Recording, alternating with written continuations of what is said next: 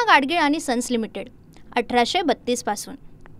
मराठा आरक्षणाच्या जीआर मधील मराठा शब्दावरती आक्षेप, समता परिषदेच्या वतीने मुख्यमंत्र्यांना आटपाणी पत्र, जीआर मागे घ्या किंवा बदल करा, भुजबळांची मागणी। सरकारने आता जीआर मध्ये काही गडबड केल्यास महाराष्ट्र बंद करणार, हैदराबाद गॅझेटच्या जीआर विरोधात कोर्टात गेलात तर ओबीसींचं देखील 16% आरक्षण गेलं म्हणून समजा, मनोज जरांगे यांचा इशारा।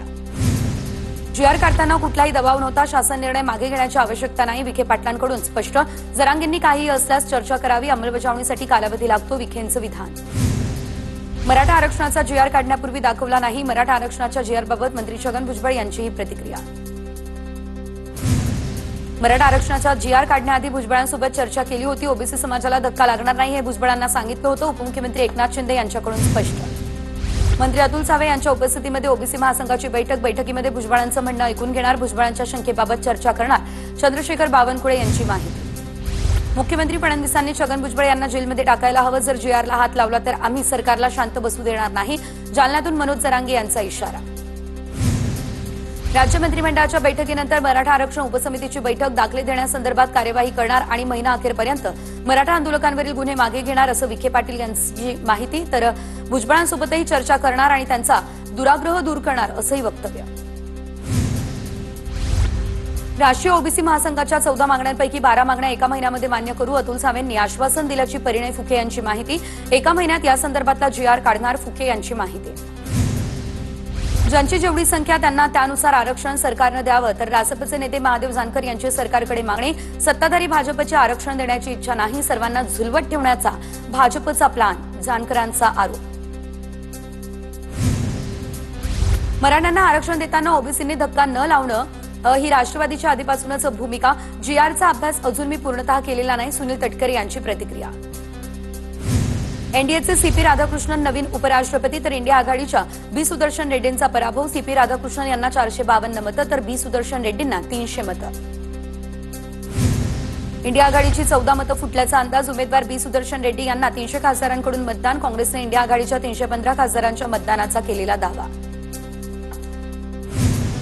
मला विश्वास आहे की सीपी राधाकृष्णन उत्कृष्ट उपराष्ट्रपती असतील, आपली संवैधानिक मूल्य बळकट करून संसदीय चर्चा वाढवतील, पंतप्रधान मोदींकडून नवनिर्वाचित उपराष्ट्रपती राधाकृष्णन यांना शुभेच्छा।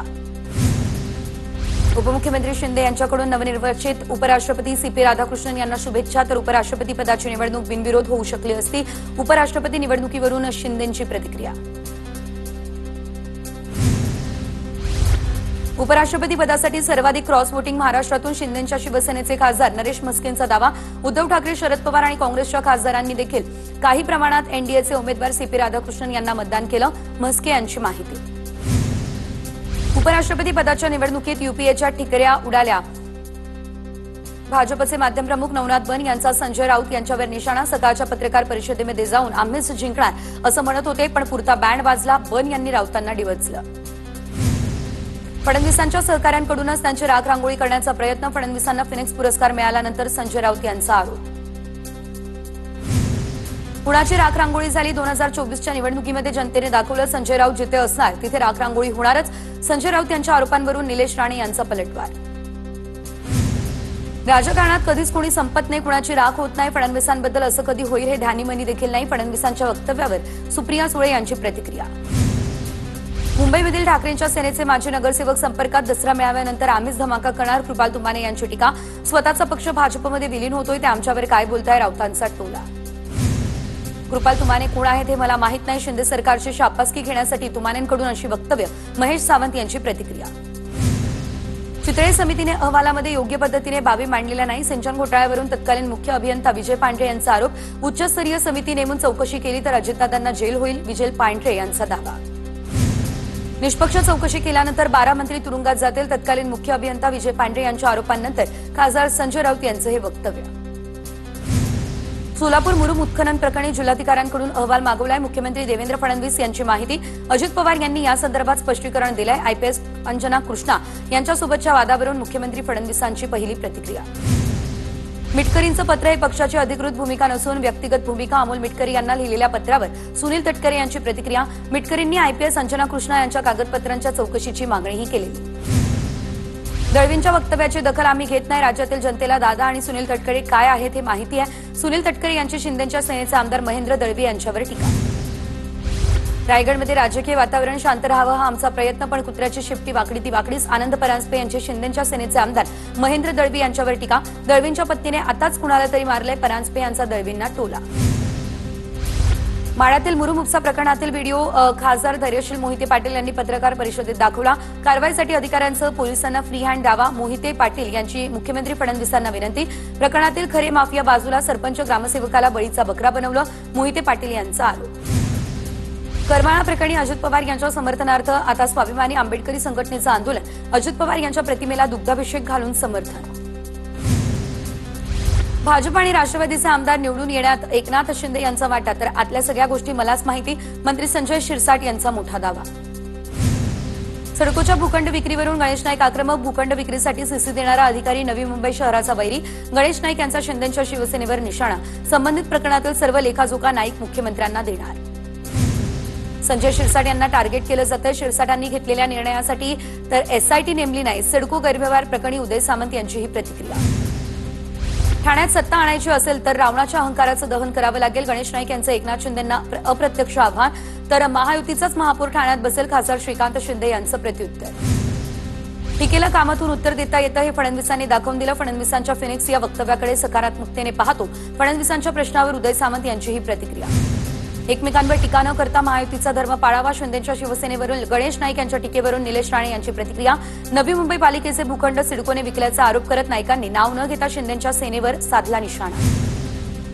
सिडकोच्या 5,000 कोटींच्या जमीन घोटाळ्याचा आरोप विवलकर कुटुंबानं फेटाळले. रोहित पवार यांच्यावर मानहानीचा खटला दाखल करणार विवलकर कुटुंबाचा निर्णय, तर ती जमीन बिल्डरच्या खशात न जाता सरकारकडे जमा व्हावी. रोहित पवार यांची ही मागणी. शिवसेना पक्ष आणि चिन्ह प्रकरणी 16 सप्टेंबर रोजी सुप्रीम कोर्टामध्ये सुनावणी होण्याची शक्यता, तर राष्ट्रवादी काँग्रेस पक्ष आणि चिन्ह या प्रकरणी 8 ऑक्टोबर रोजी सुनावणीची शक्यता. मागच्या अनेक महिन्यांपासून या प्रकरणी सुनावणी नाहीच. जनसुरक्षा कायदा रद्द करा या मागणीसाठी ठाकरेंच्या सेनेसह काँग्रेसचं आज राज्यव्यापी आंदोलन. मुंबईमध्ये छत्रपती शिवाजी महाराज पार्क परिसरामध्ये आंदोलन केलं जाणार.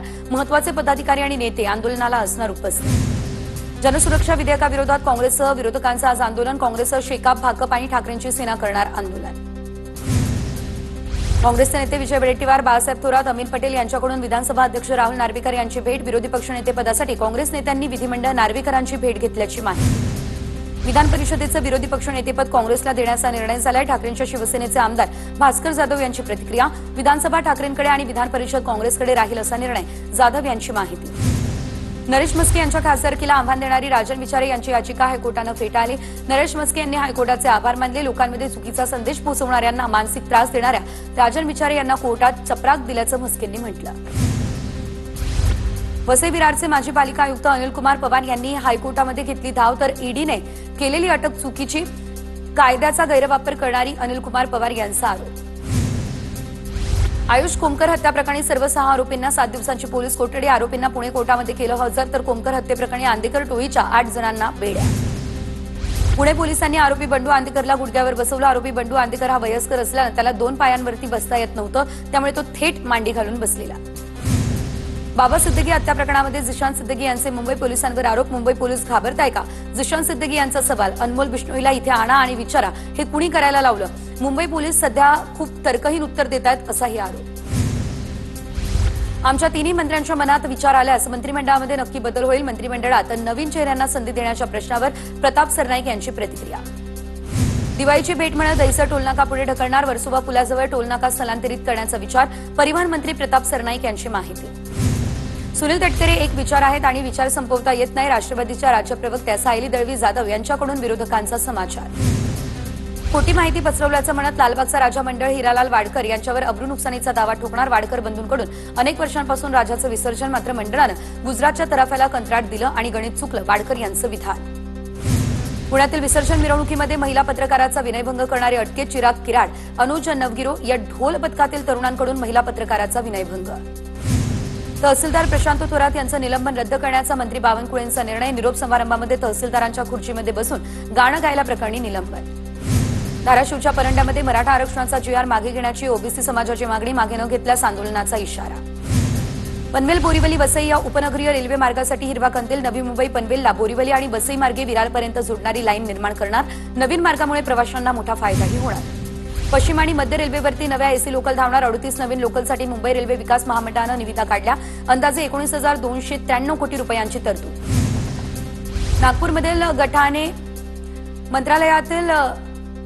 ठगाने मंत्रालयातील दालनामध्ये बोगस मुलाखती घेतल्याचा धक्कादायक प्रकार समोर. तर मंत्रालयामध्ये कनिष्ठ लिपिकाची नोकरी देण्याच्या नावाखाली 9,55,000 रुपयांची फसवणूक. एकाला अटक, 3 आरोपी फरार. दादरचा कबूतरखाना पूर्णतः बंद. उच्च न्यायालयाच्या आदेशानंतर महापालिकेने केली कारवाई. कबुतरांची संख्या देखील लक्षणीयरित्या कमी. कबूतरखाना परिसरात पोलीस अधिकारी तैनात. पुण्यातला महत्वाचा भिडेपूल आजपासून वाहतुकीसाठी बंद. नदीपात्रातील रस्ता वाहतुकीसाठी खुला राहणार. मेट्रोच्या पादचारी पुलाच्या कामासाठी पूल बंद ठेवण्याचा निर्णय. 10 सप्टेंबर ते 4 ऑक्टोबरपर्यंत चालणारे काम. पितृ पंधरवड्यामध्ये शुभकार्य होत नसल्यानं मार्केट यार्डातील फुलांच्या व्यवहारावर परिणाम. नेहमीच्या तुलनेत आवक घटली. भावामध्ये निम्म्यानं घट. कमी प्रमाणामध्ये फुलं विक्रीस आणण्याचं व्यापाऱ्यांचं आवाहन. पुणे महापालिकेमध्ये 34 गावं समाविष्ट झाल्यानं क्षेत्रीय कार्यालयांवरती कामाचा ताण वाढला. महापालिकेकडून क्षेत्रीय कार्यालयांची संख्या वाढवण्यासह नवीन नोकर भरतीचा प्रस्ताव राज्य शासनाला पाठवला. स्वच्छ वायू सर्वेक्षण 2025 मध्ये अमरावती शहर देशात अव्वल. 3 ते 10 लाख लोकसंख्या गटात अमरावतीला 200 पैकी 200 गुण.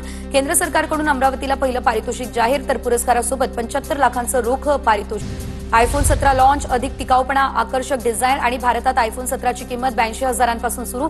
आयफोन 17सह एअरपॉड्स प्रो 3 देखील लॉन्च.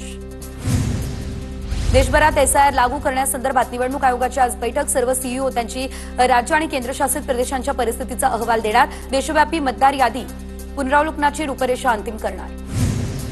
स्वच्छ वायू सर्वेक्षण 2025 मध्ये अमरावती शहर देशात अव्वल. 3 ते 10 लाख लोकसंख्या गटामध्ये अमरावतीला 200 पैकी 200 गुण. केंद्र सरकारकडून अमरावतीला पहिलं पारितोषिक जाहीर. जळगावमधल्या मुक्ताईनगरमध्ये कोकाडा ग्रामपंचायतीचा सरपंच अपात्र. ग्रामसभा न घेणं, पदाचा दुरुपयोग करणं इत्यादी कारणांचा ठपका ठेवत जिल्हाधिकाऱ्यांचे आदेश. नंदुरबार शहराला पाणीपुरवठा करणाऱ्या विरचक धरणामध्ये 90% इतका पाणीसाठा. विरचक धरणामध्ये पाण्याची पातळी 238 मीटर 60 सेंटीमीटरनं वाढली. शिवण नदीच्या किनाऱ्यालगत राहणाऱ्या गावांना सतर्कतेचा इशारा. परभणी शहरातील उड्डाणपूल मृत्यूचा सापळा. तर उड्डाणपुलावरती अरुंद जागा आणि खड्डे पडल्यानं वाहन चालक मात्र त्रस्त. डोंबिवलीमधील पालिकेच्या नागरिक सुविधा केंद्रामध्ये संतप्त नागरिकांचा गोंधळ. गैरसोय होत असल्यानं नागरिक संतापले. वाशिमच्या जांभरुण महाली या गावामध्ये जिल्हा परिषद शाळेतील शिक्षक न आल्यानं पालक संतप्त पालकांनी शाळेला ठोकलं कुलूप. गिरणा धरणाचे पाणी नदीमध्ये न सोडता कालव्याद्वारे सोडा. जळगावच्या धरण गावामध्ये शिवसेनेच्या ठाकरे गटाची मागणी. शिवसेनेच्या शिष्टमंडळाचं पाटबंधारे विभागाचे उपविभागीय अधिकाऱ्यांना निवेदन. चंद्रपूर जिल्ह्यातील औद्योगिक शहराला जोडणारा दुग्गुस मार्ग खड्डेमय. टोल भरूनही वाहनधारकांवर त्रास सहन करण्याची वेळ. नंदुरबार जिल्ह्यातील राष्ट्रीय आरोग्य अभियानाअंतर्गत कार्यरत असलेले कर्मचारी बेमुदत संपावर. कर्मचाऱ्यांच्या संपाचा आरोग्य सेवेवर परिणाम. आरोग्य केंद्र बंद असल्यानं नागरिकांवर खासगी रुग्णालयात जाऊन उपचार घेण्याची वेळ. जळगावमध्ये महात्मा फुले जनआरोग्य योजनेमध्ये उत्कृष्ट कार्य करणाऱ्या आरोग्य कर्मचाऱ्यांचा जिल्हाधिकाऱ्यांच्या हस्ते सन्मान. वैद्यकीय क्षेत्रातील अनेक प्राध्यापक अधिकाऱ्यांना सन्मानपत्राचं वाटप. नंदुरबार जिल्ह्यामध्ये मुसळधार पावसामुळे शेती पिकांसोबत घरांचंही नुकसान. 150 हेक्टरवरील शेती नुकसानासोबत 46 घरांची पडझड. पंचनामे करून मदत देण्याची नुकसानग्रस्तांची मागणी. नागपूर जिल्ह्यामध्ये केंद्र सरकारच्या साथी पोर्टलला कृषी केंद्रधारकांचा विरोध. 15 सप्टेंबरला कृषी केंद्रधारक 1 दिवसांचा बंद पाळणार. साथी पोर्टलमध्ये एंट्री करणं छोट्या आणि मोठ्या कृषी केंद्र चालकांना अडचणीचं ठरत असल्यानं पूना गाडगीळ आणि सन्स लिमिटेड 1832 पासून